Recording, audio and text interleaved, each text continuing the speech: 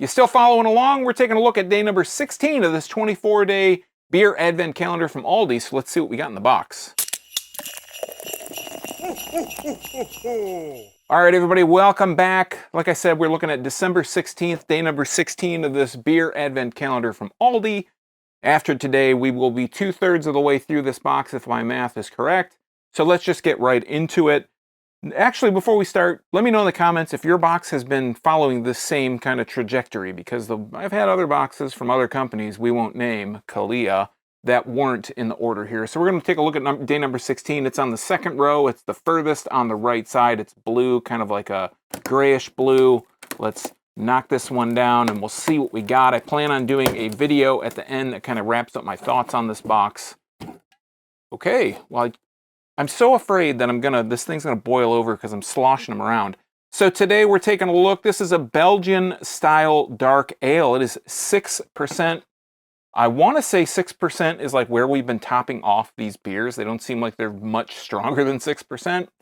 Maybe that's incorrect, but that's just the way I feel. This is like a bit of an orange colored label with the white writing on the background, and it says State of Brewing from Waunakee, Wisconsin, as all these beers have been from State of Brewing, aka Octopi Brewing. Octopi Brewing is a contract brewer that does beer for State of Brewing. Maybe it is State of Brewing and Untitled Art. This says Best by 7/20/2023. So we're gonna, I know on the label here it shows that I should be, oh, a little tipsy there. It says I should be using snifter style glass. I'm just going to use a pint glass because I don't want to get too fancy. I mean, these beers they're okay, but I don't know if they've established themselves as being fancy enough or needing fancy glassware. So let's put a nose on it.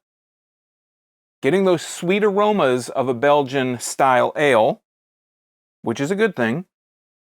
It's got a sweet kind of dried fruit aroma. Maybe getting a little bit of a banana in there as well. Let's go ahead and pour this.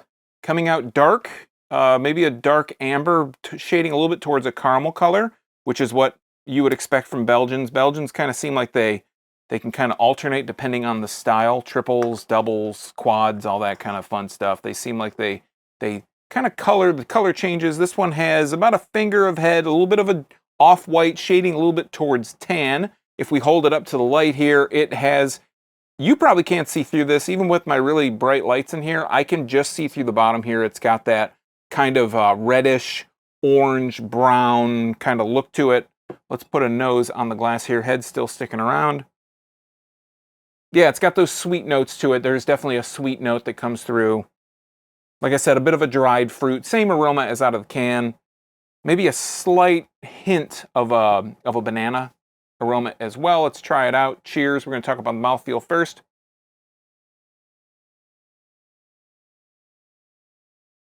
So I've kind of mentioned that most of these beers, I think yesterday's video it was, I said that they have been almost exclusively this thin mouthfeel. This one's actually pretty thin too. At first I was going to say it's got a bit of a thickness to it, a chewiness, but it really doesn't have that.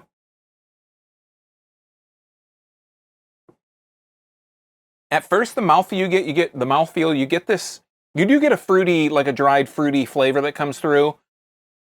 But on the swallow, there's a bit of a bitterness, and this is only 6%, but it has this bite to it, or like a punch on the finish or on the swallow, that really gives this impression that it's a higher ABV than it actually is. It's like this little bit of a, I don't know if I'd call it a sting so much, but like I said, it's like a bite.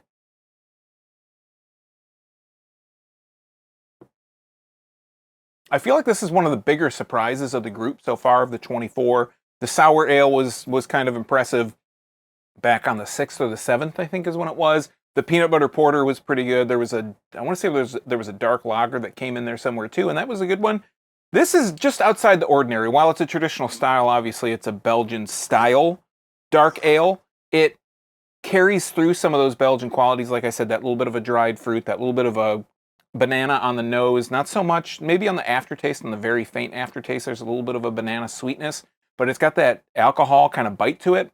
So it is still a traditional style. It's not, I don't think they can actually call it Belgian if it's not actually brewed in Belgium. But this is actually a really big surprise. The bite is a little bit off-putting, but I think that's just how Belgian style ales are. It must be the yeast strain they use or something. definitely drinkable and a pretty good surprise, all things considered. So this has been day number 16 of the 24. Now that we're done with this, we're 2/3 of the way through this entire box. Like I said, at the end, I'll have a wrap up. It'll be a little bit longer of a video. Maybe I'll give my thoughts on how I felt about the box as a whole and if I'd buy it again. But come back tomorrow for day number 17. We'll see what's in the box for day number 17. Until next time, I'm Sean from Draft Therapy. Thanks for stopping by. And remember, drink craft beer, support your local breweries. These guys are, again, State of Brewing in Wanakee, Wisconsin. And until next time, don't forget to treat yourself to a little draft therapy. We'll see you tomorrow. Thanks for watching. Come back for day number 17. Cheers.